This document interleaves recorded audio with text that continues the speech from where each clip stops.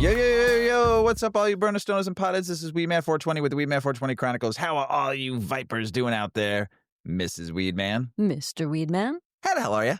Fantastic. I love it. Hey, all you vipers out there in the world, hopefully you're smoking some big fat doinks while you're listening to the show. Mrs. Weedman and I are about to get normal with Total Eclipse from the heart, grown by our friend Igneous. It is a slightly sativa-dominant hybrid, 60-40 sativa indica, strain created as a powerful cross of the insanely popular Bubblegum 95 with a Hindu Kush number 12 strains, with a moderately high average THC levels between 18 to 20% and a well-balanced effects. Eclipse is the perfect full-body strain for any cannabis user. The high starts with a clear-headed uplifted effect that leaves you jubilant and relaxed with deeply introspective concentration. You'll feel utterly at ease yet meditative, making Eclipse perfect for the day relaxing at home or light activity with friends. The body effects offer pain relief, but are not overwhelming and do not cause any loss of functionality. Because of these well-balanced effects, Eclipse is ideal for treating chronic fatigue, ADHD, ADD, mild to moderate cases of depression, and chronic stress. Eclipse buds have a deliciously sweet aroma, a fruit haze, and a taste of sweet vanilla fruit with a hint of smooth haze upon exhale. This bud has small to medium-sized, hairy, pebble-shaped forest green nugs that are covered with dark olive green leaves and fiery orange furry hairs. Each nug has a fine layer of almost translucent trichomes and a thick layer of sweet, sticky resin. And the effects are happy and uplifting, may relieve ADD, ADHD, depression, and fatigue. Flavors are fruity, sweet vanilla. The aromas are earthy, fruity, sweet, and vanilla. Thank you, Igneous, for always throwing to the cause. Good stuff. Yeah, we've been smoking this for a couple of weeks now, too. It was a little wet, really wet when we first got it, so I let it sit in the jars. And it got better and better the last few weeks, and this is delicious. The high I like because it's a lower THC. You know how I feel about that. I like it because it's just really smooth. So while we're smoking, Mrs. Weedman's going to tell you about 8decades.com, and then Mr. Weedman's going to give you a little code to use for this holiday weekend. Tell us about 8 decades, Ms. Weedman. Well, we are having a marketing meeting right now. So watch out for the sale to come. Anyway, 8 Decades is our cannabis lifestyle brand that we developed. 8decades.com is where you can find us. And we have all sorts of consumption goods, rolling trays, storage jars, steam rollers. We have hemp clothing. And we also have Mr. Weedman 420 swag. Yay! So check out our website at 8decades.com. That is the word 8, not the number 8, EIGHT.8. Wow, I can't even do a commercial. Wow. I need more of this. 8decades.com. And I know WM420. You'll get 20% off for the Halloween weekend. You use that code. Mr. Weedman is wrong. We will update you guys with something on our social media about our upcoming sale that we haven't yet had a conversation about. Mr. Weedman just trying to give everybody some love out there in the world. Because you guys, as we always say, if you support 8decades.com, you support the show, and we get to do a show for you every week, which we love to do. So this is Weedman's baby, 8decades.com. Last week, I talked about some fun Halloween stuff. We talked about the week before that, too. We talked about some scary dolls, and then we also talked about some scary movies, and we talked about one cartoon, and I said I was going to talk about some more cartoons for you to watch this Halloween season. Halloween is this Friday. We air this episode on Thursday. It is Tuesday, October 28th. So you might hear this after Halloween, but save it for next year. Write them down. So let's talk about some of these, Mrs. Weedman. You might have remembered The Lonesome Ghost, which was Mickey, Donald, and Goofy, who are ghost exterminators over to the haunted house to drive them crazy. This was in 1937. But one of my favorite, another good one, was the Ichabod Crane story that they did too, The Legend of Sleepy Hollow in 1949. That as a kid scared the crap out of me, especially when the Headless Horseman came out. Yeah. I never liked that. No, you never liked it? It creeped you out? Just too dark. Lonesome Ghost, 1937. Broomsticks and Bunny in 1956. Bugs and Bunny with the witch. It was a creepy witch. Remember the witch? I remember the image, but I don't remember the story. What year was that? That was 1956. Wow. And then you have Hide. 56. Yeah, and you have Hide and Go Tweet, which was when that the Friz Freleng directed cartoon, arguably the best featuring character Sylvester and Tweety Bird when Tweety turned into a Frankenbird monster. That was a good one. A real oldie, but a goodie. It's a short one, though. It's The Skeleton Dance in 1929 by Black and White Silly Symphonies cartoons with skeletons rattling their bones joyously, which was really good. I remember that playing when we were kids. Yeah. These are all old cartoons. Water, Water, Every Hair, when Bugs Bunny with the red, ugly-looking monster, and he did his hair and blew it up, as another one. 1952 Donald Duck one called Trick or Treat. That was a pretty good one. I've seen that one. Night on the Bald Mountain. This was a horror one in 1940. Horror fans will. It points to the Fantasia movie, and it was a part in the Fantasia movie. It was pretty creepy too. Fantasia, the whole thing is amazing. Eat some mushrooms and smoke a lot of weed and watch Fantasia. I did on LSD, and it was absolutely amazing. So, as we mentioned, 1966, The Great Pumpkin, Charlie Brown. Classic, The Nightmare Before Christmas, 1993. And that was amazing movie, right? Yeah. I think I realized from you going through this list, the things that I don't recognize are the Disney cartoons, because we were like a Looney Tunes, Warner Brothers. Oh, really? You didn't watch? We were always watching. That was our Saturday cartoon. Disney ones. Yeah. Here's a really good one. It's newer, 2017. Coco. Oh, that is so good movie. The graphics. Such a great oh my story. God. Caroline, 2009. That was creepy. Yeah. Yeah, that was a creepy one. Corpse Bride, 2005. That was okay. Frankenweenie, 2012. That was okay. Hotel Transylvania, 2012 with Adam Sandler. That was pretty good. Let's see here. Nope. Let's not talk about that. Monsters Inc. Not scary, but fun to watch with kids. It's Monsters, cute. Yeah. Yes, it's cute. Scooby-Doo and Zombie Island, 1998 as a newer one. Let's see what else here. Wendell and Wild. I don't know that one, but look at Wicked City is an old anime from 1987. That's a creepy one. That's scary as hell. So that lines up some of the movies you can watch this weekend for Halloween. With James and the Giant Peach. That was a fun one. It's not a horror story, no, but not really. Those a horror ants story. were creepy. They were like nightmares. I don't know. I think it could fall into It could fall in. It could. I think that could be worthy of some nightmares. What is something that you're going to look forward to besides the trick-or-treaters? Halloween is on a Friday this year, so we should have a lot of trick-or-treaters. Yeah. And here in Chicago, we haven't had the frost yet. Right. So, like the last couple of years, it was raining, and kind of one year we had some snow, remember? The last few years, Halloween has been dookie with the weather. It's going to be 55 and sunny out. On Friday. So it's going to be jammed. Yes, it's going to be a great Halloween. I think we're just going to park ourselves in the driveway and some chairs. Yes, smoke with some a big weed. bucket of candy and some go in the joints. back and smoke weed and come back out and hand out candy and have some fun. Are we going to put those silly costumes on? Oh, yes. Yes. I think we should. We have some silly costumes a friend of ours gave us. It's a box full of like costumes that were handmade from like the 60s or 70s. Probably. And they're wacky. Yeah. I have an elephant one that it's a full body costume. And then it has the hood that goes up and has a big long trunk. A bunch of Care Bears. Yeah. Oh, gosh. Yeah. It is, so we'll dress up probably this year because. We should. Yeah, we should since it's going to be our last year. Yeah. On the block. Mm-hmm.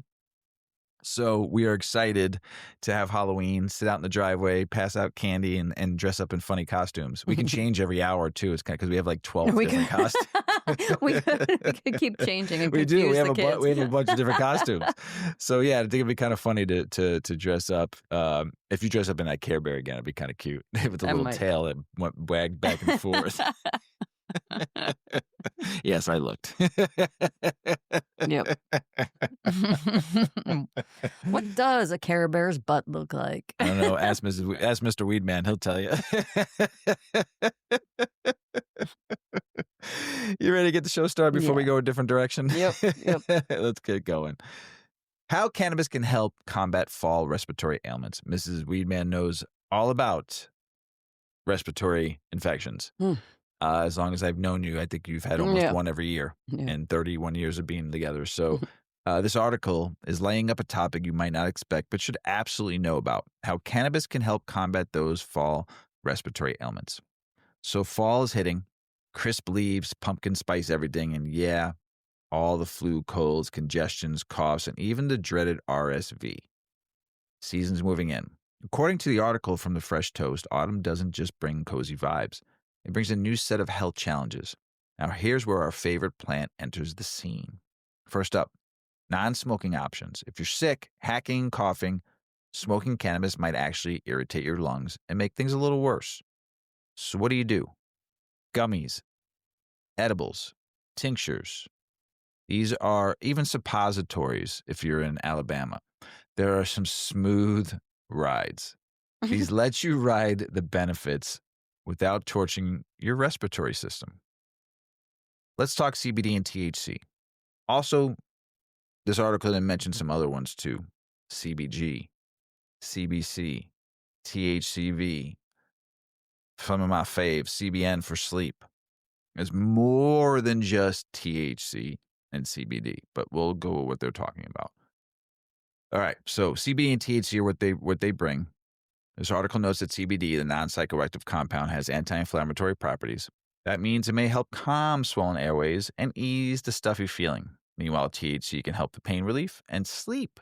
Two big deal elements when you're down with the cold and flu. Sleep is when your body fights back. I got cotton mouth. Whew, man, that's bad. Speaking of sleep, quality Z's are essential. They mention that cannabis may help promote relaxation and improve sleep quality, which in turn gives your body the chance to recover while you're dreaming. So here's the bonus round. Cannabis as an alternative to alcohol when you're feeling under the weather. The article shares that some folks are swapping out after work drinks for a gummy or an edible or a cannabis drink. Less booze means less liver stress, fewer calories, and less likelihood of the dreaded hangover when you're already achy. Anecdotally, evidence even suggests cannabis may help reduce alcohol consumption when used responsibly. So let's keep this kind of real. It ain't the magic cure-all, though. The article stresses that cannabis isn't going to single-handedly cure your cold, flu, or RSV. You still got to hydrate, rest, keep good hygiene. Take some vitamins. Think of cannabis as a helpful tool in the toolkit, just not the whole kit. Here are a few tips for using cannabis smarter when you're under the weather. What's the biggest line? Start low and go slow, especially if you're new to the game. Choose formats other than smoking if you get respiratory stuff going on. Pick higher CBD or balanced CBD THC for inflammation and pain. Lean heavier THC if sleep is a major issue. Pair cannabis with traditional care, fluids, rest, maybe that cozy blanket, and a movie binge. All right, covers some of the key points, but autumn brings respiratory challenges. Cannabis, especially non-smoke formats, can help with inflammation, pain, sleep, and possibly reducing booze. But respect the limits, treat it wisely, and use it alongside real-world care or self-care. I think that's pretty good because Mrs. Weedman has dealt with respiratory infections for a very, very long time. Mm-hmm. Did you even get them when you were a kid, too? Just allergies and sinus stuff all the time. Yeah. And then they always thought I had strep throat, but later realized that it was just from allergies, post-nasal drip. Right. I never had strep, but they could never figure out why I always had a sore throat. Right. Yeah. Fun time. When you had the last one, you didn't smoke. You did a lot of tinctures and edibles, and you like double dosing on everything. And did it help at least keep you in a relaxed state? Yeah, because just any kind of movement or changing in my breathing or like dry air, anything that would like just trigger a cough attack. Right. And like a bronchospasm. Right. And then the more you cough, then the more you cough, and the more you cough, the more you cough, and then it just escalates. And it's just awful. Right. So cannabis really, I found, was helpful just to keep me relaxed. It was helping me, of course, sleep. It was, once you lay down, when you have a respiratory infection, it's like everything settles and rattles around in your chest, and then you're choking and coughing. So you have to sleep kind of semi-elevated to get rest, so it's not comfortable. Cannabis helps you through that. Nice. Big time. Love it. Yeah. A lot of tea, A lot of tea. honey, Yeah. Yep. Black licorice, Yep. licorice root, Yep. So Ms. Weedman's, she's been dealing with it oregano. for a long time. Yeah, Yeah. oregano oil is great. Mm-hmm. It's very hard to find, but Oregarest is a brand, super Yeah. good for respiratory infection. yeah, you took that before. Yep. And then the respiratory health medicinal teas, that's always good. Vitamin D, I found became quite helpful year round, like just one vitamin D a day. What were we taking, like 2,500 milligrams or 25. something? I was at one point in the wintertime when you're not really getting as much sun. Double it. I'll go up to double 5,000. Now it's been suggested by some Yeah. people that have told me like double it as soon as like It November really, hits. I think it got us through flu season. Oh, got us through Yeah. COVID too. Even though we had Yeah. COVID, I felt like the next time, the first time we had it, we just, I mean, all of a sudden, boom, you got it. It was like, holy shit. I got it like right when it hit. So I didn't like do my research as fast as I needed to. But once it was over, I did research on what to do to combat all that kind of stuff. And remember, man, we went You had a whole, whole kind of natural concoction. health, Yeah, which I holistic, still do to this day. About 80% of that ginger, stuff. Yeah, all lemon, of it. Yeah, so much. honey, Manuka honey. If I showed you my countertop, if with all the stuff I take, people would be like, damn. Spirulina. Yeah, all of it. I mean, there's so much I take. I probably probiotics, prebiotics. Mhm. Oh man, I take beetroot, Elderberry, beetroot. turmeric, If I showed you my list of spices and herbs that go into my morning shake that herb mix, ginseng. oh my god, it's insane. It's great. I'm like in like a really like low key mellow. I from have this to weed. say, It's Igneous, nice. it's been It's 16 nice. minutes and 43 seconds since the show started, and around 14 minutes, boy, I was like, ooh. I'm like a slouch. Yeah, I was like, this ain't no sativa. Yeah, I think it is supposed to be a little uppity, it's a right? 60-40. Yeah. So, but they said it's more of a mellow. It's not But like, I've had this during the day too, and I Yeah. felt more uppity. Maybe we both just needed to chill out for a minute. maybe. Got Yeah. excited. Yeah. We got some news in the coming months that Yeah. we'll share with everybody. We'll share soon. It's all good. Yep. A lot of fun. It's all We're good. so excited. Can't you tell? So I got to ask you a question. Yeah. Where do. have all the mild flowers gone? Well, Tell us about it, Ms. all Weedman. right. Young adults are told to beware of high potency cannabis. Yet, when they walk into a dispensary, that is almost all they find. The market has become a competition of numbers, THC percentages climbing like stock tickers, potency sold as prestige. There were choices once offered, in jars of fragrant flowers, lavender, citrus, pine, hay, spice. These have all been replaced by an endless monotone of heavy-handed highs. Elderly consumers who might seek gentler relief for aches or the comfort of a familiar ritual are left stranded. Where is that mild varietal that recalls an afternoon garden, the smoke that relaxes without disorienting? Where is the option to enjoy cannabis as a companion, not a conqueror? Even younger consumers who crave community and conversation find little accommodation. They do not want to be knocked flat after a single puff.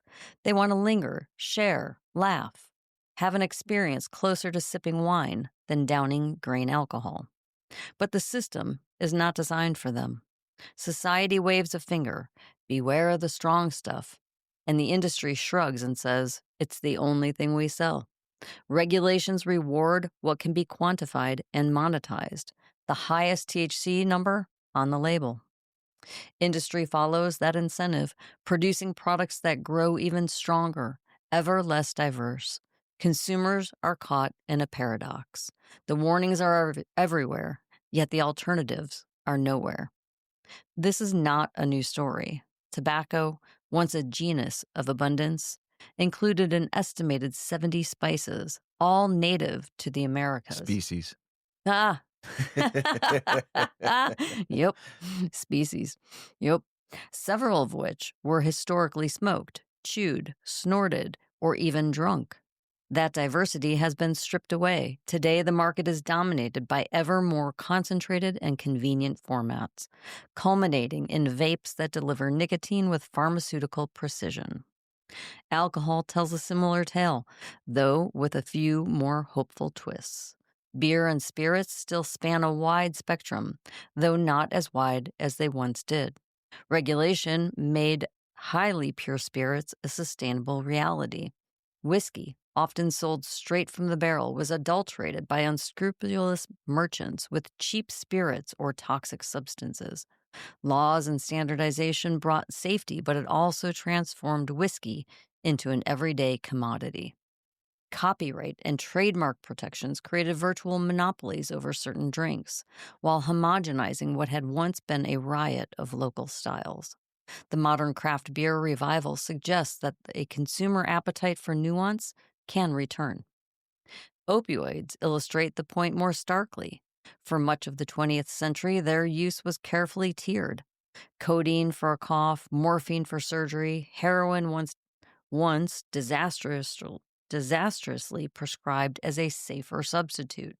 Then came fentanyl in the 1950s, created not by cartels, but by a doctor at his startup Janssen Pharmaceutica, which was later absorbed by Johnson & Johnson in 1961. He was driven by the ambition to design the most potent narcotic analgesic possible. Fentanyl's origin story underscores the uncomfortable truth.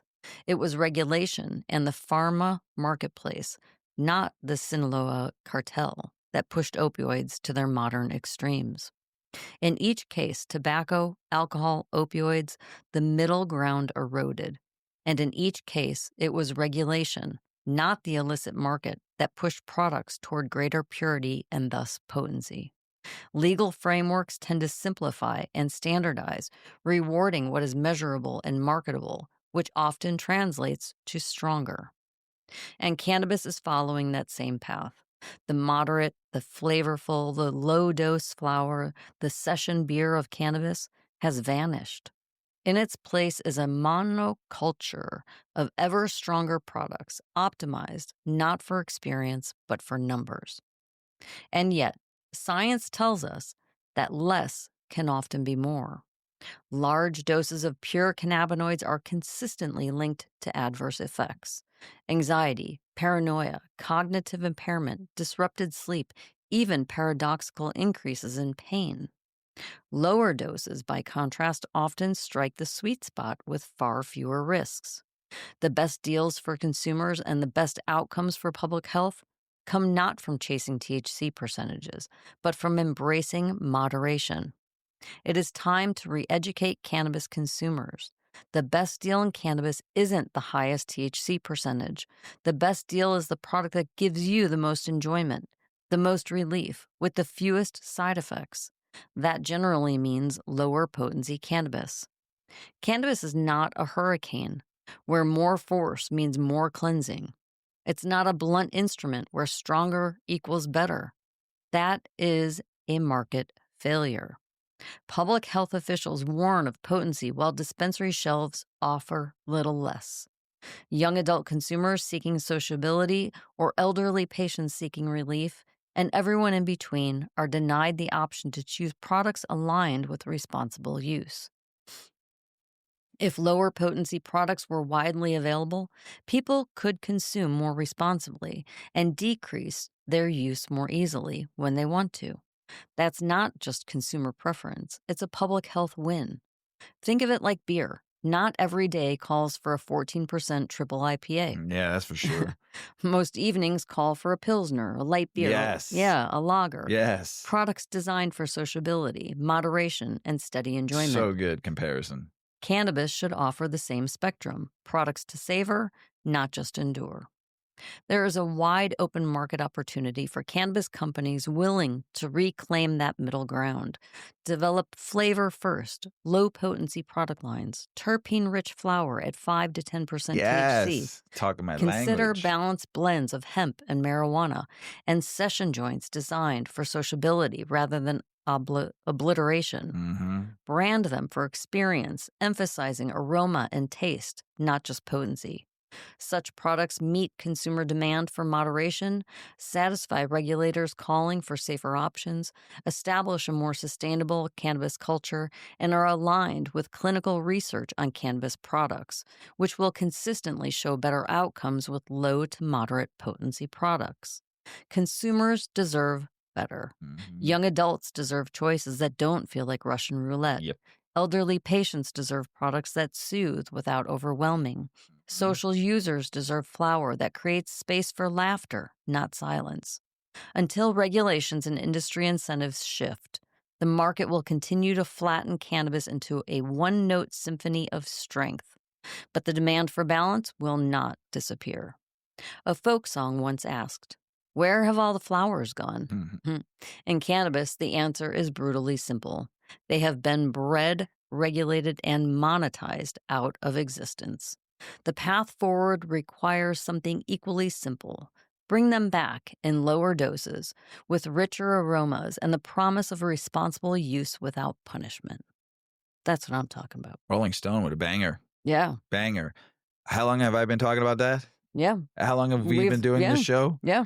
Almost 7 years? Yeah. 6.5 years? Wouldn't it be nice just to have a... You know what I just said the other day? I feel like I don't even get the... Well, we're oftentimes smoking high quality flower, but the flavor issues that I'm having are because of my medications that I'm on. So it alters my ability to smell and taste. Yeah. But the head effects, I think that I'm kind of just at this level where I feel like I need a tolerance break because I'm not getting the euphoric benefits of the high anymore. I feel high. We took a 24-hour tolerance break. It makes a difference. It was miserable though, trying to sleep. Everything else was fine, but it was miserable trying to sleep. Because we're so. Oh my gosh! Yeah, you did not stop. I cannot take a tolerance break for bedtime. For bedtime, you do go strictly CBD. Yeah. For a minute, maybe with some CBN, get a CBD, CBN. Yeah. Just do Just minor a super low, cannabinoids. Stay off the THC for a week and just do minor cannabinoids for bedtime. Yeah. You can go online and there's many companies that are doing that now. Play around with that. Yeah, and just take a week off and see what happens. It's just helpful because just to reset your tolerance a little bit, because then you get all those pleasurable little things that I love things about that happen weed. When you're stoned. Yeah. Yeah. So a TB break is always good. We've talked about that too, but we've been talking about what Rolling Stone just put in that article. We've been talking about this for a very long time. Give me the 5-10%, give me the 14% with other minor cannabinoids in there, heavy on the flavor. Get the giggles. Right. Yeah. Give me that kind of stuff where I don't go to a fucking sit at a concert and I don't want to leave the seat for 2 hours because I'm just so baked, which is fine. It has its purpose and there's people that need it and there's people that like it. But I like it. I don't want to be in my head when I'm out in public, but I want to be high. There's a difference, and I don't want to be stuck sitting in a chair, like at a bar, like not talking to anybody. Yeah. That's the lame part about it. That's not fun. That's why drinks are doing so well out in the market right now because they're 5 milligrams, and you could drink 2 or 3 of them and drink 50 milligrams and you're good. Drink it like a low ABV alcohol, and you don't have to get fucked up. Getting fucked up is no bueno. It's just not. You make stupid mistakes when you get fucked up. So here's something really cool, especially for someone who's a cigarette smoker for a very long time. More Americans now use marijuana than smoke cigarettes in this new study. Wow. Amazing. So here's the saga. A brand new study from the State University of New York and University of Kentucky dug into the numbers from 2015 to 2023. They pulled data from the National Survey of Drug Use, Health, NSDUH, to measure adult use of only cannabis, only cigarettes, and both together. Here's the key stats that got me. Cannabis, only past 30 days, users went from 3.9% in 2015 to 2015 to 2019 to 6.5%, then up again to 10.6 in 21 to 23. Meanwhile, cigarettes only use dropped 15% in 2015 through 2019, then 12% and fell to 8.8% from 21 to 23. That's big. So co-use cannabis and cigarettes didn't spike huge. It stayed relatively stable. So for the first time in this big data set, more people are just using cannabis than just smoking cigarettes. That's wild when you sip on it. Now let's unpack why the shift is probably going down. Why the change? The author suggests shifting perception of harm. People see cigarettes as more dangerous than ever, and cannabis is more normalized. Also, legalization and accessibility. With more states legalizing recreational medical cannabis, it's easier to obtain, socially becoming acceptable, which seems to parallel the rise in use. Tobacco control efforts have been strong for decades. Public anti-smoking campaigns, higher prices, etc., aligns up with a drop in cigarette use. So what this all means. On one hand, folks might view cannabis as a substitute for cigarettes. The study mentions a substitution effect. Some people may be choosing cannabis instead of tobacco. On the other hand, heads up, the study author sounds the caution horn. They say without timely policy response, cannabis may become the next public health crisis. The reason? Use frequency, product potency, route of consumption, vape, edibles, flower, population groups, all these variables mean the risk profile isn't neat and tidy.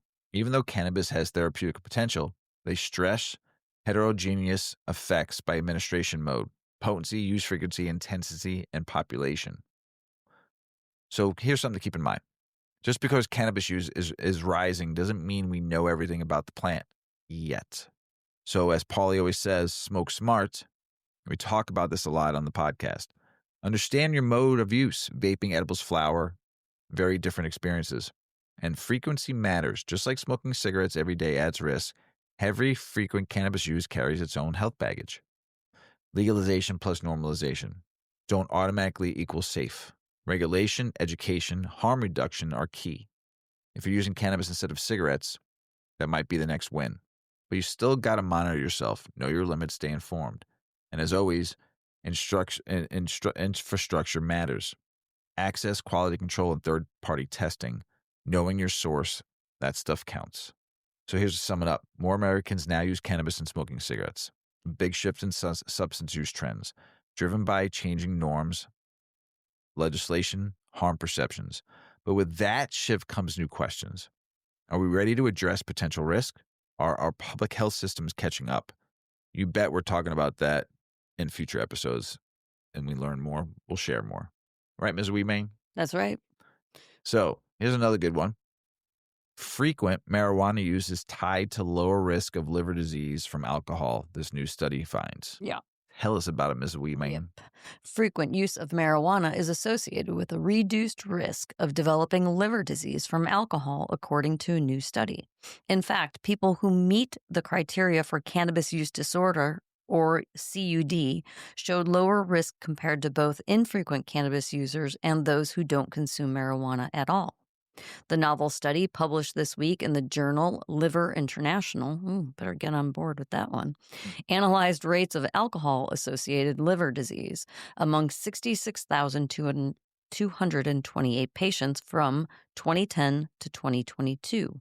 A team led by researchers at Virginia Commonwealth University put patients into one of three categories: those with CUD, who are clinically defined as being dependent on marijuana; infrequent users of cannabis, or CU; and non-users. In this propensity-matched cohort study of patients with AUD, cannabis use was associated with a reduced risk of ALD, with the greatest risk reduction seen in patients with CUD compared to CU and non-CU, the study says.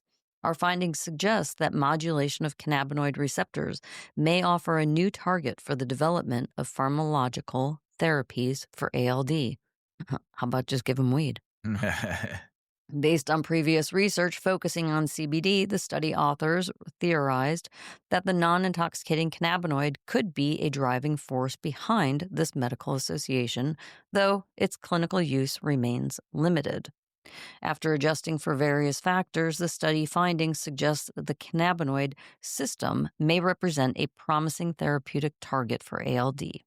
Specifically, the researchers found that cannabis use is associated with a 40% hazard reduction in the composite ALD, including alcohol-associated steatosis, hepatitis, fibrosis, and cirrhosis, as well as a 17% reduction in hepatic decompensation and a 14% reduction in all-cause mortality. While our findings suggest a potential protective association between cannabis use and ALD, this must be interpreted with caution, given the well established health risks of cannabis, including psychiatric disorders such as schizophrenia and cognitive impairment. The observed protective association of cannabis was consistent across the ALD spectrum, even among patients with lower cardiometabolic risk profiles, it said. Furthermore, the inclusion of both positive and negative control outcomes strengthens the internal validity of the findings. Given the expanding body of experimental data supporting the hepatoprotective properties of CBD and its favorable safety profile, further studies evaluating its impact in ALD using appropriate dosing and treatment duration are both justified and warranted, the study concluded. On a related note, a study published earlier this month found that nearly 4 in 5 adults who drink cannabis-infused beverages say they've reduced their alcohol intake, and more than a fifth have quit drinking alcohol altogether. Meanwhile, on the list of activities that Americans say is dangerous for pregnant women to engage in, using marijuana falls below drinking alcohol or smoking cigarettes, according to a new poll. And marijuana use is linked to lower alcohol intakes and diminished cravings in heavy drinkers, according to a recently federally funded scientific paper. In a study earlier this year, scientists at the University of Sydney published a paper investigating the theory that non-intoxicating cannabidiol could mitigate problematic drinking issues. The research, published in the journal British Journal of Pharmacology with funding from the Australian National Health and Medical Research Council, found that CBD represents a promising candidate to reduce voluntary alcohol consumption. According to a federally funded study published in the journal Nature earlier this year, CBD has potential to treat alcohol use disorder by reducing withdrawal symptoms and lowering the risk of relapse while also providing neuroprotective effects. The results of that study underscore CBD's potential therapeutic utility for alcohol use disorder and provide mechanistic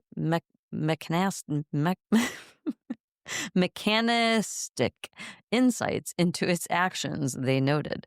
This also comes at a time when younger Americans are increasingly using cannabis-infused beverages as a substitute for alcohol, with 1 in 3 millennials and Gen Z workers choosing THC drinks over booze for after-work activities like happy hours, according to a new poll of 1,000 young professionals.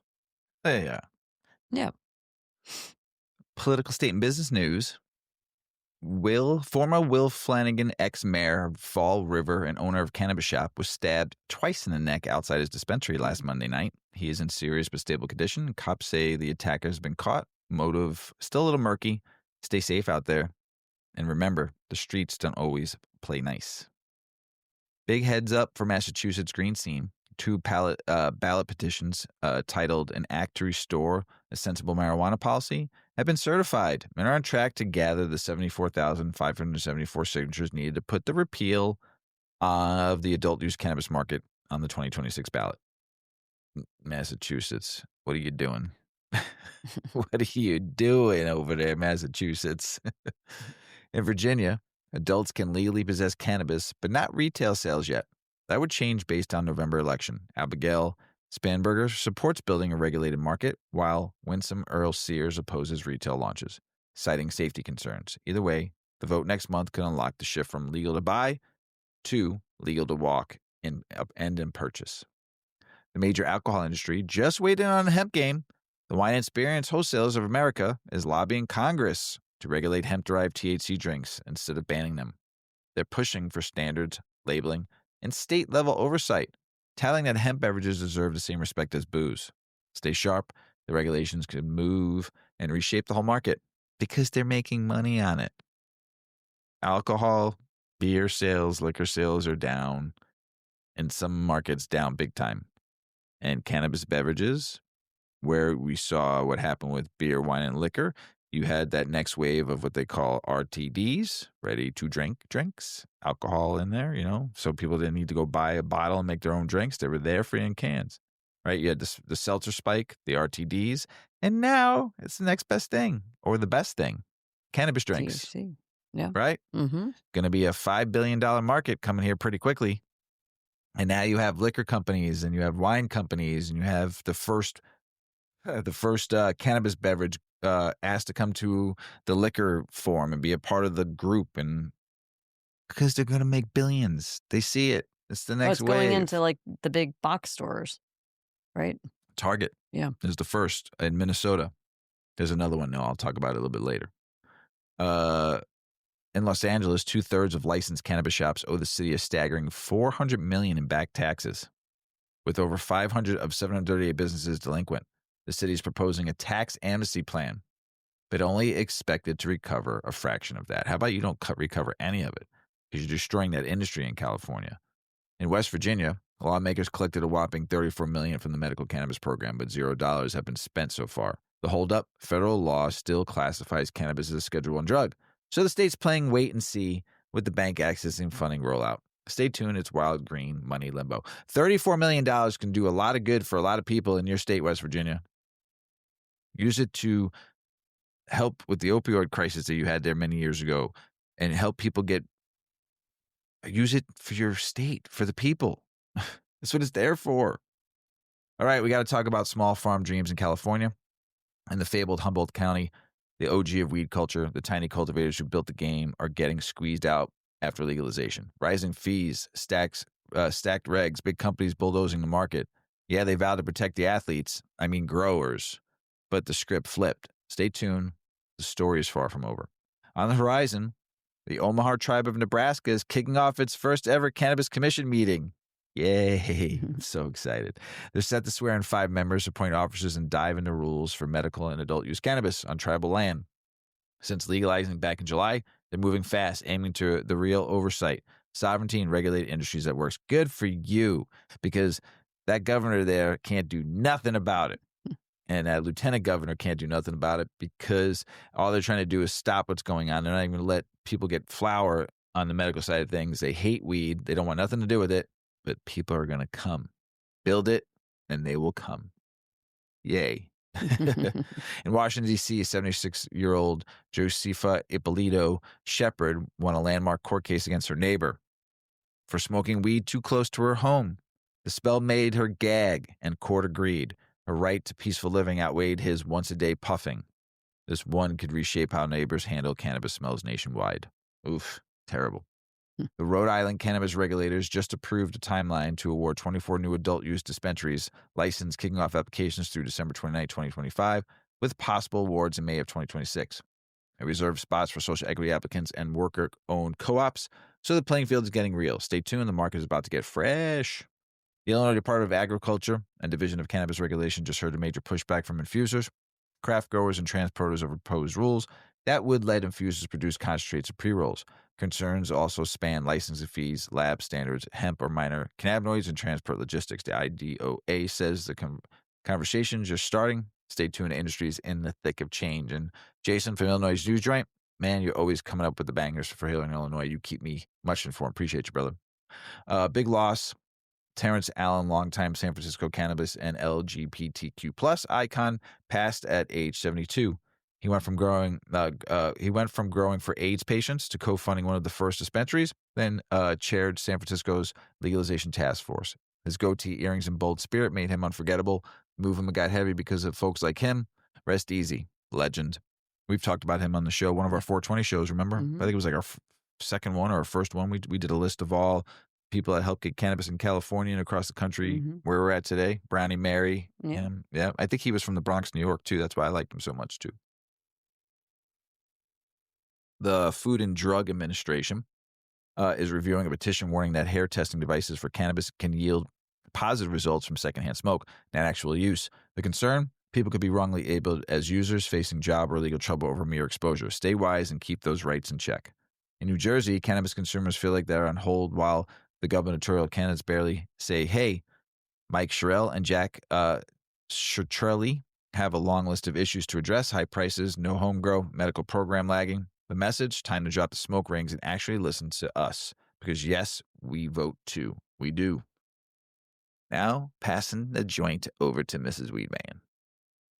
In a second, I just had to have another hit. Smoke break. Smoke break. Timing was off. Here you go, Mr. Weedman. Everybody, hit your bong.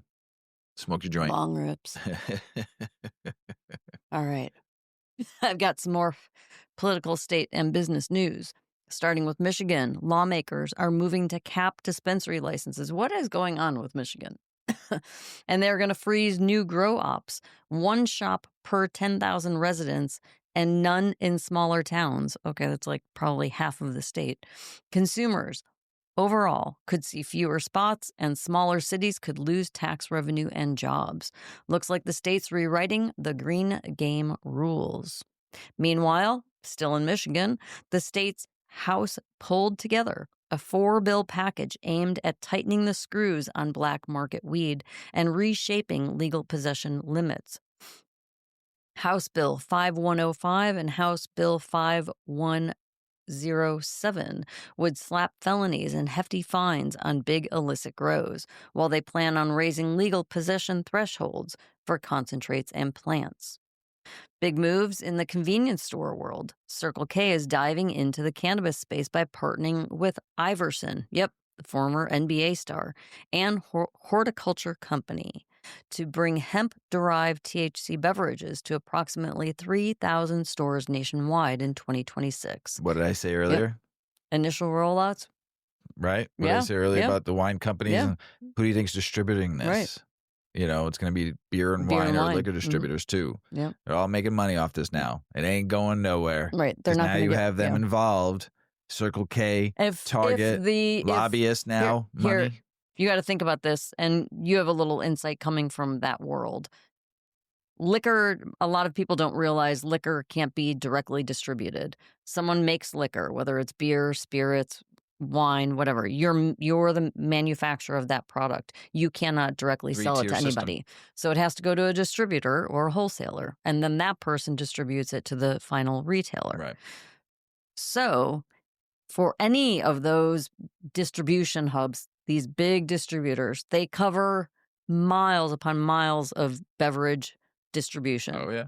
Halves of states. Sometimes the same family owns multiple distributions throughout a state. Also trucking, too. Yeah. I mean, it's huge.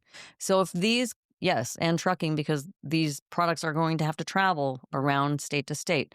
If these companies, if these distribution hubs of alcohol are willing to get into this game, they checked all of the boxes and made sure that this was going to be a long run and they weren't going to get shut down for it. Nobody got into this lightly. So it is just a sign to me that hemp-derived product is not going anywhere. And if anything, THC should just join the cause. Yep. Okay, so 3,000 stores nationwide will be selling Iverson's THC beverages. How did he get to be the lucky one? Former NBA star. Yeah, one got of the some money, one of the best ever. Yeah. Nationwide in 2026. The initial rollouts will start in North and South Carolina and Florida. And over in Philly, doctors at the Rothman Orthopedic Institute say more patients are ditching opioids and reaching for medical cannabis instead. A 75-year-old with chronic pain reports better sleep and fewer side effects. The message they're sending? Small doses of THC plus other cannabinoids might bring relief without the risk of opioid use. It's an interesting shift in pain care. And the U.S. Department of Justice has asked the U.S. Supreme Court for more time before weighing in on whether folks who use cannabis can legally own guns under federal law. The case looks at the constitutionality of 18 U.S.C. 922 and could shake up both marijuana and Second Amendment rights. Minnesota just got inked another big one. Governor Tim Walz signed a new tribal state cannabis compact with the Fond du Lac Band of Lake Superior, Chippewa. The deal boosts cooperation on regulation, public health, and economic growth while honoring tribal sovereignty. With several compacts already in place, Minnesota's cannabis market is shaping up to be one of unity, respect, and opportunity. Some real partnership vibes going on there. That's pretty cool. Yeah. A coalition of cannabis companies just petitioned the Supreme Court of the United States, asking it to revisit the federal ban on marijuana, arguing that since so many states have legalized it, The old legal reasoning may no longer apply. This move could shake the foundations of the green game nationwide, so stay tuned because a big wave is coming. Texas, they just amped up their medical marijuana game. The Texas Department of Public Safety adopted new rules that will boost dispensaries drastically, from just 3 to 12 new licenses statewide in the first round. Providers now face tighter security rules and accountability standards. The rollout kicks off in December, so Texas patients stay ready because relief is on the way. In South Dakota, medical marijuana advocates are sounding alarms after a state committee invited mostly out-of-state prohibitionist speakers to critique their program. They're worried the panel might be prepping to roll back access, even though patient cards are already issued. It's a wild moment, so stay tuned. This fight is for real. Over in Montana, Greg Gianfort says they're stepping up the big game on addiction crisis. After nearly 800 overdose deaths between 2020 and 2024, with 43% being due to fentanyl. The state's plowing in $300 million for behavioral health, booting the Heart Initiative, and expanding treatment via Medicaid. In 2021, Gianfort spearheaded the Heart Initiative, healing and ending addiction through recovery and treatment, which is funded with revenue from weed. He's telling folks one pill can kill. The fight is intense, but the action is real. So it's back over to you, Mr. Weedman. Thank you, Mrs Weedman. New York's illegal cannabis world hit a snag. Regulators found that Long Island-based Omium Health allegedly rented its license to unlicensed ops, possibly letting unregulated products slip into the market. $30 million under investigation. Retailers are stuck with unsellable inventory. Consumers are asking safe, and the state's scramble to restore trust begins. Big drama in the NYC. Insurance coverage for medical cannabis in the U.S. is still a dream, not reality. A new reimbursement program called Elevated States may offer about $175 per month for MMJ products and doctor visits in some states. But full health plan insurance? Nope, nada. Thanks to federal prohibition and lack of FDA approval. Stay hopeful, but keep your wallets handy. Bipartisan squad of 39 attorneys general is calling on Congress to clarify the federal definition of hemp in light of a booming hemp-derived THC product spilling into the marketplace. They claim the 2018 Farm Bill wording got twisted into allowing Frankenstein's cannabinoids, Delta-8, THCA, you name it. They're demanding action now, so keep your ears open. This could reshape the hemp game. Big tech shakeup. Cannabis Technology just received notice of allowance from the USPTO for their contact-free breath analyst device and method patent. Think contactless breath testing for cannabis and beyond. Ready for workplaces, vehicles, and kiosks. This could be a game changer in safety and detection. Stay tuned, science is getting a little slick. In Florida, a 3-judge panel of the 11th U.S. Circuit Court of Appeals ruled that federal laws barring medical marijuana patients from owning guns may violate the Second Amendment. While the case on hold awaiting the U.S. Supreme Court's decision, the challenge shines a bright light on the clash between state legal weed and federal gun bans. Stay tuned, big implications ahead. In Maryland, roadside THC detection use more than doubled after adults use weed became legal in 2023. Even though drivers with cannabis in their systems rose, traffic deaths haven't jumped significantly. The takeaway, legalization changed habits, not necessarily outcomes. So stay sharp out there, everybody. In Minnesota, the rollout of adult-use cannabis business licenses is taking its sweet time, and some winners are already flipping their license instead of opening up operations. Regulators still have finalized approvals, and while the system drags, secondary license transfers are happening. I heard for like almost $1 million. Keep your eyes on Minnesota because the game is far from finished and the market clock is still ticking. In Arizona, a cannabis brand issued a recall after labs tested flagged possible contamination with the fungus Aspergillus in vape cartridges. Regulators say the batch under investigation and consumers check their labels. If you got it, pull it out. It's a reminder, even in the legal green scene, safety checks still matter. Stay lit and stay smart. In Ohio, THC drinks and intoxicating hemp sales scored a reprieve. A judge extended a ban block until December 2nd. Governor Mike DeWine banned targeted hemp THC products. But for now, the market stays open while the legit fight plays out. Just remember, rules might be paused, but the game is still rolling. Big update out of Kentucky. The full cannabis cycle, from cultivation to dispensary is almost locked in. Andy Brasher says over 21,000 certifications and 15,000 patient card holders are in place. Cultivators are prepping for first harvest, and processors are about to get inspected, meaning dispensaries could be open soon. Kentuckians, your moments are coming. Relief is on the way. New study from the University of Michigan finds about 22% of young adults use cannabis or alcohol to fall asleep. With cannabis, 18% out of pacing, alcohol, 7%. Nice.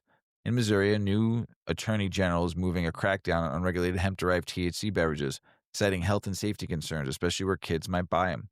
No age rules and minimal testing have regulators sounding alarms. If you're in a hemp drink game or just using them, watch the radar. Things might shift fast over there. And that is political, state, and business news, everybody.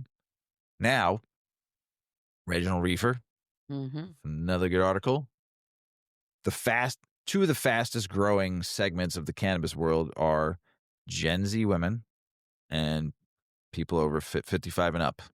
Fastest growing. So Mrs. Weedman is going to talk about the Silver Stoners, a no-nonsense guide to cannabis after 60. Tell us about it, Ms. Weedman. Well, there's quite a revolution happening in cannabis culture, and it's not being led by college kids or festival goers. It's being pioneered by retirees and people who spent decades believing everything the government told them about marijuana until they finally decided to see for themselves. I've been fielding more questions from older adults about trying cannabis for the first time than from any other demographic. These aren't reckless experimenters or rebellious youth. They're people in their 60s, 70s, even 80s who are dealing with arthritis, insomnia, chronic pain, or who simply want to explore something they were too afraid to try during their working years. Some are curious about the medical benefits they've heard about. Others just want to check it off their bucket list before it's too late. What strikes me about these conversations is the thoughtfulness involved. Older adults approach cannabis with a level of caution and preparation that younger users often skip entirely. They ask about drug interactions, dosing protocols, and long-term effects. They want to understand what they're putting in their bodies and why. This isn't recreational experimentation. It's informed exploration of a substance that might genuinely improve their quality of life. The challenge is that most cannabis advice is written for young, healthy users who can tolerate high doses and recover quickly from overconsumption. The stakes are different when you're 70. Your metabolism processes cannabinoids differently. Your tolerance is zero. Your medications might interact with cannabis in ways that younger users don't even need to consider. And let's be honest, greening out, experiencing anxiety, paranoia, and overwhelming intoxication from too much THC is miserable at any age, but it's particularly distressing when you're older, alone, and unsure if what you're experiencing is dangerous. I've spent considerable time researching this topic, consulting with older cannabis users, and studying the physiological differences in how aging bodies process cannabinoids. What I've learned is that cannabis can be remarkably beneficial for older adults if approached correctly. The endocannabinoid system doesn't disappear with age. If anything, supplementing a depleted system with plant cannabinoids can provide significant relief from age-related ailments. But this requires a fundamentally different approach than what works for younger consumers. Higher doses aren't better. Faster isn't better. The strongest product isn't the best product. For older adults, the key to positive cannabis experiences lies in patience, preparation, and understanding that less is genuinely more.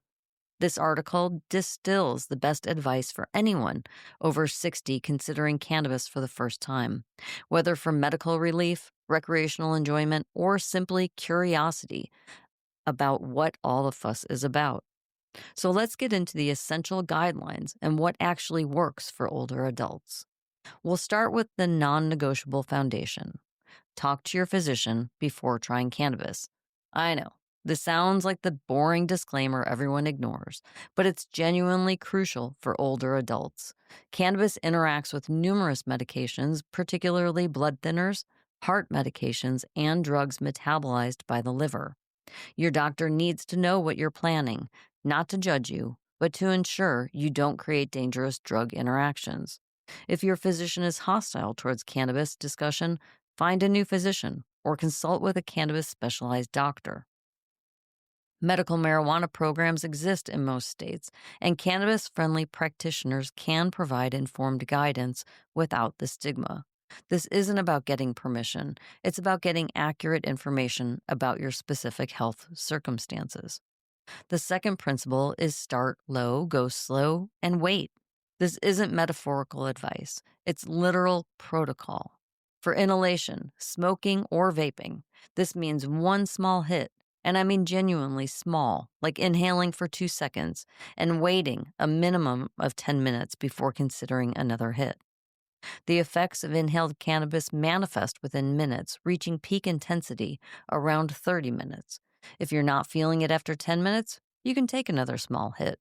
If you rush this process, though, you'll overshoot your comfortable dose and spend hours in unpleasant territory.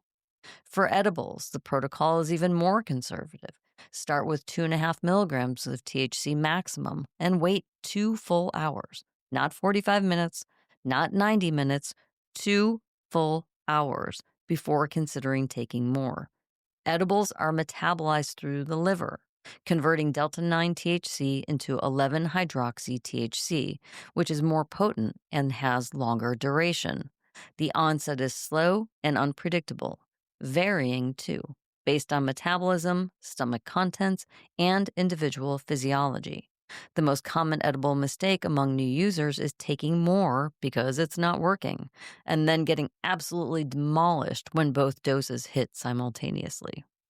One Reddit user recounted his 90-year-old father taking a gummy alone, then spending the entire night awake, anxious, and sweating, a thoroughly miserable experience that likely prevented him from ever trying cannabis again. This is the scenario we're trying to avoid. There's no antidote for too much THC except time. Once you've taken too much, you're committed to riding it out for hours. So prevention is the only cure. Method matters enormously for older adults, too. The consensus from experienced older users and cannabis educators is clear. Inhalation provides better control than edibles for first-time users. Within this category, dry herb vaporizers are superior to smoking or cartridge vaping. Here's why. Dry herb vaporizers heat cannabis flower to temperatures that release cannabinoids and terpenes without combustion. You're inhaling vapor, not smoke, which is significantly gentler on aging lungs. Temperature control allows you to dial in your experience, too.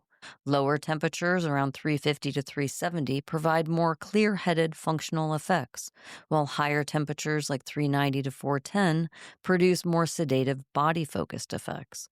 Devices like the Dynavap G3 cost as little as $35, while more advanced options like a Storz and Bickel Venti or a Riser Solo 3 offer precise temperature control and excellent vapor quality. The chosen cannabinoid profile is crucial too. Don't just grab the highest THC flower or the strongest edible. For first-time or older users, you like that? First-time or older users? Type 2 flower or ratio flower, or commonly called like a 1-to-1 or balanced flower. That's ideal. It contains roughly equal amounts of THC to CBD, typically around 5 to 10% of each. CBD doesn't produce intoxication, but it modulates THC's effects, reducing anxiety and providing a smoother, more manageable experience. The presence of CBD creates a gentler introduction to cannabis effects while still providing therapeutic benefits. If you're using flower for inhalation, look for strains with total THC between 15 and 20%. Modern cannabis often exceeds 25 to 30%, which is unnecessary and potentially overwhelming for new users. Lower THC doesn't mean ineffective, it means controllable.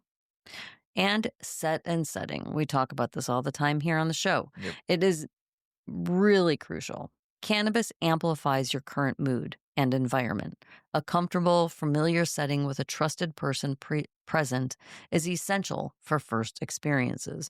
Don't try cannabis for the first time when you're stressed, anxious, or in an unfamiliar environment. Choose a day when you have no obligations, nobody is expecting you to drive anywhere, and you can simply relax and observe what you're feeling. And have supplies ready: water for dry mouth, light snacks for the munchies, and something to occupy yourself like music, a favorite movie, or a comfortable outdoor space. Many older users report that cannabis enhanced their appreciation for simple pleasures they've taken for granted. Listening to music became a more immersive experience. Food tasted more vibrant. Conversation became more engaging. Understand that what goes up must come down, and THC intoxication is temporary. Even if you take too much and feel uncomfortable, you're not in danger, and the effects will pass. For inhalation, peak effects last 1 to 3 hours with a gradual decline, and for edibles, effects can last 6 to 8 hours. Knowing this provides reassurance when you're in the midst of an experience and wondering if this is your new permanent state. It's not. Trust that everything will return to baseline. And if you do find yourself too intoxicated, CBD can help counteract THC's effects. Having CBD oil, capsules, or flower on hand provides a safety net. Lying down in a comfortable space, drinking water, and using breathing exercises can also help manage anxiety or discomfort. Cannabis isn't merely an intoxicant to be passively consumed. It's an enhancer of experiences you're already enjoying. Older users report that cannabis made activities more engaging. Bowling became hilarious. Miniature golf turned into an adventure. Watching comedy specials became side-splitting funny. And simple walks in nature felt revelatory. This is important because it reframes cannabis from getting high to enhancing life. For older adults, particularly retirees who have extensive free time, cannabis can make mundane activities feel like fresh and interesting ones again.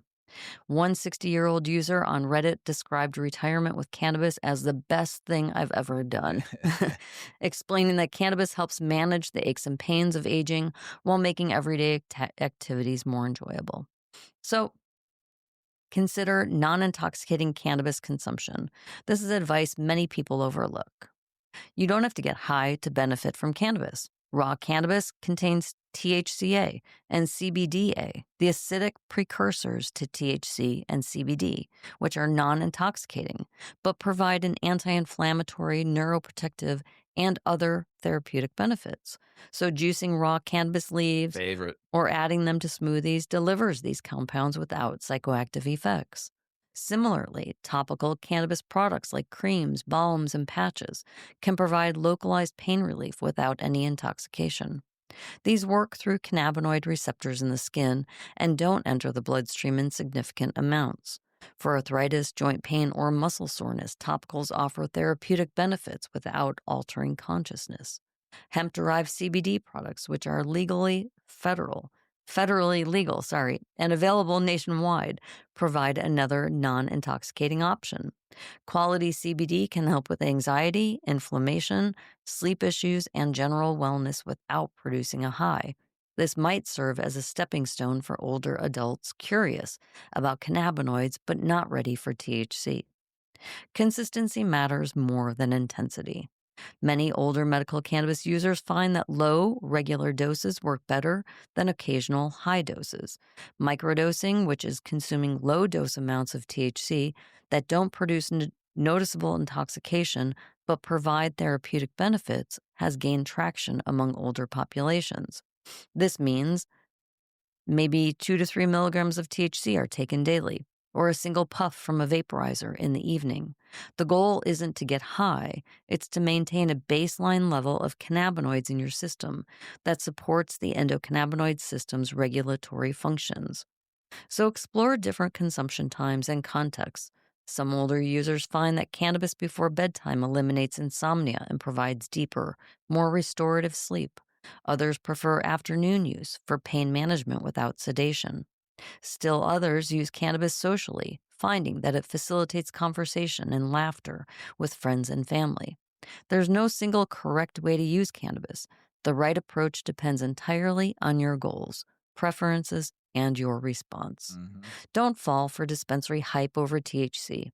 Bud tenders are often your best advocate, but they may not understand the needs of older consumers. They might recommend products that work for high tolerance users, but are completely inappropriate for beginners. So be explicit about your situation. Tell them, this is my first time. I'm 60, 70, 80 years old. I want the lowest effective dose possible. Reject recommendations for 100 milligram edibles, ultra high THC flower, or dabs or concentrates. Those products are not designed for low dosing and new consumers. Then, it's also a great idea to track your experiences. Keep a simple journal, noting what you've consumed, like the strain, the amount, the method, when you consumed it, how long effects took to manifest, what you felt, and how long it lasted. This data becomes invaluable for refining your approach and identifying what works best for your body and goals. The Reddit thread demonstrated something powerful. Older adults who've successfully integrated cannabis into their lives want to share their experiences and help others. So look for senior cannabis groups, online forums, or community meetups. Hearing from people your age who've navigated this same journey provides reassurance and practical guidance that younger consumers simply can't offer. Whatever you do, don't forget, it's never too late to explore. Cannabis represents a genuine opportunity for improved quality of life in older adulthood. The research increasingly supports what many seniors are discovering firsthand. Cannabis can effectively manage chronic pain, reduce inflammation, improve sleep quality, stimulate appetite, reduce anxiety, and provide cognitive benefits for certain neurodegenerative conditions. But these benefits only materialize with the right approach. Older adults who jump in without preparation, take excessive doses, or fail to consider their unique physiological circumstances often have terrible first experiences that prevent them from ever trying again. So this is tragic because it means they are missing out on something that could genuinely help. So reject the more is better mentality that pervades cannabis culture. You're not trying to get as high as possible. You're looking for the minimum effective dose that provides benefits without overwhelming intoxication. This requires patience, careful dose titration, and a willingness to proceed slowly, even when your younger friends or bud tenders tell you to just eat the whole edible. It's okay. The medical community is slowly catching up to what patients already know. Cannabis has therapeutic value for aging populations. More physicians are becoming educated about cannabis medicine. More research is being conducted specifically on older users, and the social stigma continues to decline. If your doctor dismisses cannabis without discussing potential benefits and risks, that's a doctor problem, not a cannabis problem. For those considering cannabis for the first time later in life, you're not alone. You're not doing anything wrong, and there's no age limit on trying something new. Whether you're chasing bucket list experiences, seeking relief from chronic conditions, or simply curious about what cannabis feels like, approach it thoughtfully, and you're likely to have a positive experience. Find your people. The older cannabis community is growing rapidly, and they're eager to share their knowledge. And once you've found what works for you, pay it forward by sharing your experiences with other curious adults who are where you started. Cannabis isn't a miracle cure, but it's a remarkably safe, versatile plant medicine with thousands of years of human use behind it. Used intelligently and appropriately, it could improve your retirement years in ways you never expected. And in a world that often tells older adults to slow down, stop exploring, accept decline, choosing to try cannabis or anything new, like a hobby or a new life experience, is an act of defiance worth celebrating. Welcome to the Silver Stoner Revolution. Take it slow, enjoy the ride, and remember, it's never too late to discover something that makes life a little better. I mean, isn't that the truth? This whole show has been about the older adult uses, basically. Yeah. You know, the silver stoners. Mm-hmm. I mean, and that same Silver Stoner, how he's talking about it from like a more holistic, medicinal, therapeutic approach. Yep. You could still have those silly nights too. Like but I think I've always said it's so important to get to understand how you feel. And the only way to understand how you feel on cannabis is really to start out with low dose. So you don't have those bad moments. You're a little bit stoned. And you're like, oh, okay. And also somebody who's experienced too, to do it with somebody who's experienced, so they can guide you through what you're feeling at times. Yes. You know, like because it just feels weird because you don't know what the feelings are in the beginning. Right. Yeah. Yeah. So it's important. But you can learn to enjoy them, trust me. Yeah. Reginald Reefer with another banger. Yeah. International news, big ups to Africa's green surge. Last week we talked about Kenya and Nigeria. Much love. In South Africa and Zimbabwe, which we have listeners there too, the cannabis boom is real. But here's a twist. While wealthy investors rinse and repeat, the small-scale farmers who've grown this plant for generations are getting shut out. Boo, because they probably got the best weed. High startup costs and strict regulations are the gatekeepers. The boom here, but the roots are still in the dirt. Canada sales are lighting up revenues in Manitoba, beating out liquor and lottery. Crazy. Hey, fresh data from up north. Canada's legal cannabis market hit a new all-time high in August with 498.7 million in retail sales, up 1.4% from July. Solid growth compared to what last year's boom. The lifts come from more stores and cheaper flower, nudging consumers away from the illicit side. The greens tides steady, just pacing. Big move in Europe. Zurich has applied to extend the legal cannabis dispensary pilot program. Zurich can from 2023 by 2 years to 2028. With 2,300 participants and 750 kilograms of legal products sold, officials say it can be already pulling CHF 7.5 million from the black market. Smart research first approach, Zurich. How about just make it, man, just go all the way. All the way. Do it. Big move in Germany in medical cannabis space. The regulatory just raised the import limit by 70 tones, bringing the cap around 192.5 tones to meet rising patient demand. While these signals heavy growth, Berlin's also drafting tighter rules. No more purely online prescriptions or mail orders. Big supply, big rules. Stay tuned. Europe's green game is shifting a little fast. Gustavo Petro, Colombia's president, just dropped a bold pitch. He's telling Donald Trump to legalize cannabis, open up exports, and ditch the old prohibition playbook to fight the illicit trade. Petro says if the U.S. handles consumption and Colombia handles production legally, the black market might actually shrink. Wild move. Diplomacy meets ganja. Hurricane Melissa is barreling through Jamaica. To all our stoners, burners, and potheads in Jamaica and all of Jamaica, a Category 5 beast with record winds, massive storm surges, and big questions for the island. They're going through it right now. The eye is just like probably just passing. It's like probably just getting to the other end. And it was 185-mile-per-hour winds.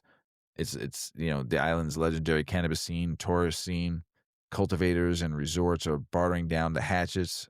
Power's already been out, and communities rallying hard. When the green smoke clears, recovery is going to ride the same waves. Stay safe out there, Jamaica fam. We love you and we're praying for you. So hopefully you're there. And then, it hit Haiti too, and it's going to go right up through Cuba. And who knows where it's going to go. Hopefully it goes right out to sea. But praying for all those islands there because they're all getting hit with something, whether it be heavy rains, heavy storm surges. Right now I think Jamaica was getting like 13, 14, 15-foot storm surges. Yeah, that's nuts. So praying for all those islands. Make it through this. Got our love and prayers, okay?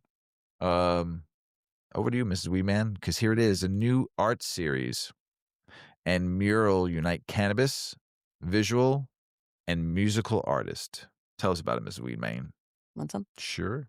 Pass it over. Thank you. Yes, a stunning portrayal of heroes and advocates in the form of an art series was recently unveiled, showcasing a 120-foot mural in Miami. The Cannabis Advocate Portrait Series, a tribute in light, loss, and liberation, debuts on December 1st, combining 3 musical artists, visual artists, and themes of advocacy. The series is presented by Goldflower Cannabis, a fast-growing vertically integrated medical cannabis company based in Florida. The collaboration will highlight the work of acclaimed contemporary artist John Wagespack. The series is rooted in personal loss, as Wagespack's mother battled Parkinson's disease. She would have likely benefited from medical cannabis, as CBD and THC are being explored for treating symptoms of Parkinson's, such as tremors and rapid eye movement sleep disorder. Cannabis breeders are also zeroing in on potential applications for Parkinson's. The series, which will debut as a monumental 3-sided mural at Goldflower's Miami flagship store this November, reimagines legendary cannabis advocates such as Bob Marley, Willie Nelson, and Ella Fitzgerald. Wagespack fuses elements of painting, photography, and digital media into the series. It also highlights visual artist legends Gustav Klimt, Kenny Scharf, and Wengechi Mutu. Wagespack's art pays tribute to these artists, as well as the music icons who also serve as advocates. The Cannabis Advocate Portrait Series extends this universe into a realm of cultural reverence. Each portrait reimagines an icon through a symbolic artistic lens, as described by the artist. The first one was Prophet Marley Klimt, a radiant homage to Bob Marley, channeling Gustav Klimt's sacred gold symbolism to portray the musician as both prophet and divine messenger, embodying the Rastafarian belief in cannabis as a sacrament of liberation and love. The second was Legend with Willie and Sharf, a vivid, psychedelic celebration of Willie Nelson's lifelong advocacy, blending the joyful surrealism of Kenny Sharf with Nelson's country authenticity to honor cannabis as both protest and poetry. And the third was Advocate, Ella Mutu, a lush, luminous portrayal of Ella Fitzgerald inspired by Wengechi Mutu's hybrid organic forms.